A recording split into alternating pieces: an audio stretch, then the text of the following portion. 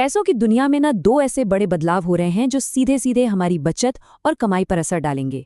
एक तरफ है प्रोविडेंट फंड का बिल्कुल नया अवतार, जिसे हम ईपीएफओ 3.0 कह रहे हैं, और दूसरी तरफ है एक नया टैक्स फॉर्म 12AN। चलिए इन दोनों को थोड़ा आसान भाषा में समझते हैं और देखते हैं कि ये हमारे पैसे को मैनेज करने का तरीका हमेशा के लिए कैसे बदल सकते हैं। ये सवाल सुनते ही शायद कई लोगों को अपनी परेशानी याद आ गई होगी। सोचिए, जरूरत के वक्त अपने ही पैसे निकालने हैं, लेकिन सामने है ढेर सारे फॉर्म्स और एक लंबा इंतजार। ये एक बहुत आम कहानी रही है, लेकिन अब ऐसा लग रहा है कि इस कहानी का अंत बदल रहा है। देखिए, इन नए बदलावों को ठीक से समझने के लिए पहले ये जानना जरूरी है कि पुरानी व्यवस्था में आखिर दिक्कतें थी क्या। ये जो एम्प्लॉयज प्रोविडेंट फंड सिस्टम था ना, वो काफी समय से बहुत ज्यादा उलझा हुआ था। हर कदम पर एक नई परेशानी आपका इंतजार कर रही होती थी। पुरानी और नई व्यवस्था में तो जैसे जमीन आसमान का फर्क है।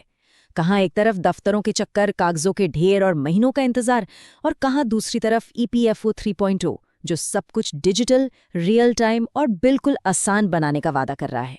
ये कोई छोटा मोटा अपडेट नहीं है, ये तो पूरा सिस्टम ही बदल रहा है। तो आप यूं समझिए कि ईपीएफओ 3.0 इन सभी पुरानी समस्याओं का एक पक्का जवाब है। इसका मकसद प्रोविडेंट फंड सिस्टम को उतना ही आसान और तेज बनाना है जितना कि आज हम कोई पेमेंट ऐप या नेट बैंकिंग इस्तेमाल करते हैं। मतलब कम से कम इंसानी दखल और ज्यादा से ज्यादा स्पीड। सबसे पहला और सबसे बड़ा सुधार यहीं से शुरू होता है। पहले पीएफ से पैसा निकालने के लिए 13 अलग अलग कारण बताने होते थे और लोग अक्सर कंफ्यूज हो जाते थे। अब इन 13 कैटेगरी को घटाकर सिर्फ 3 बिल्कुल सीधी साधी कैटेगरी में बदल दिया गया है। और ये है वो 3 नए और बिल्कुल साफ कैटेगरीज। पहली है बीमारी, बच्चों की पढ़ाई या शादी जैसी जरूरी जरूरतों के लिए। दूसरी है घर खरीदने, बनाने या उसका लोन चुकाने के लिए।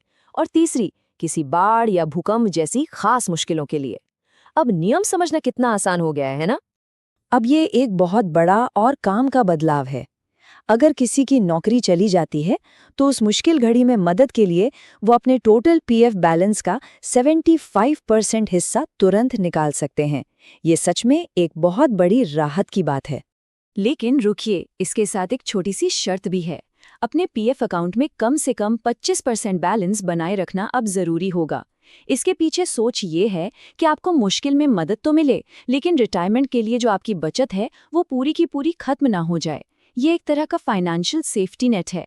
और ये है ईपीएफओ 3.0 का शायद सबसे क्रांतिकारी फीचर। अब पीएफ का पैसा सीधे अपने बैंक अकाउंट में यूपीआई के जरिए ट्रांसफर किया जा सकेगा। सोचिए जरा, न कोई ऑनलाइन फॉर्म, न दफ्तर के चक्कर, बस अपने फोन से कुछ ही क्लिक्स और पैसा आपके अकाउंट में। ये तो गेम चेंजर है। और भी कई सुधार हैं। अगर आपका केवाईसी पूरा है तो नौकरी बदलने पर पीएफ अपने आप ट्रांसफर हो जाएगा। क्लेम बहुत तेजी से सेटल होंगे और आप अपना बैलेंस कभी भी रियल टाइम में देख पाएंगे। और तो और, अब जब पैसा निकालेंगे तो उसमें एम्प्लॉयर का हिस्सा और ब्याज भी शामिल होगा, जिससे जरूरत के वक्त हाथ में ज्यादा पैसा आएगा। चलिए अब बात करते हुए दूसरे बड़े बदलाव की, फॉर्म 121 की।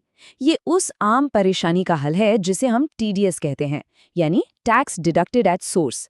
ये एक ऐसा टूल है जो आपका पैसा बेवजह कटने से बचाएगा और उसे सीधे आपके हाथ में रखेगा। तो आखिर ये फॉर्म 121 है क्या? बिल्कुल आसान भाषा में समझिए, ये एक सेल्फ डिक्लेरेशन है। इसे भरकर आप बैंक या किसी भी पेमेंट करने वाली कंपनी को ये बताते हैं कि भाई मेरी कुल सालाना आमदनी पर कोई टैक्स नहीं बनता, इसलिए प्लीज मेरा टीडीएस मत काटिए।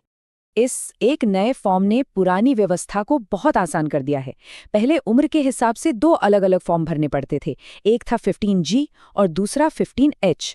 अब उन दोनों की जगह सिर्फ एक ही फॉर्म होगा, फॉर्म 12A। मतलब कम कंफ्यूजन, कम कागजी काम। अब सवाल ये है कि इसकी जरूरत ही क्या है। देखिए, कई बार क्या होता है कि बैंक के ब्याज या पीएफ जैसी कमाई पर टीडीएस कट जाता है, भले ही आपकी कुल आय टैक्सेबल न हो। फॉर्म 12A जमा करके आप इस कटौती को होने से पहले ही रोक सकते हैं। इससे आपका पैसा आपके पास रहता है, कहीं फंसता नहीं है। तो कौन इसका इस्तेमाल कर सकता है? ये फॉर्म सिर्फ भारत में रहने वाले लोगों के लिए है, एनआरआईज के लिए नहीं। सबसे जरूरी शर्त यह है कि आपकी जो अनुमानित सालाना कमाई है उस पर टैक्स की देनदारी 0 होनी चाहिए। और हाँ, इसके लिए एक वैलिड पैन कार्ड होना तो बहुत ज़रूरी है।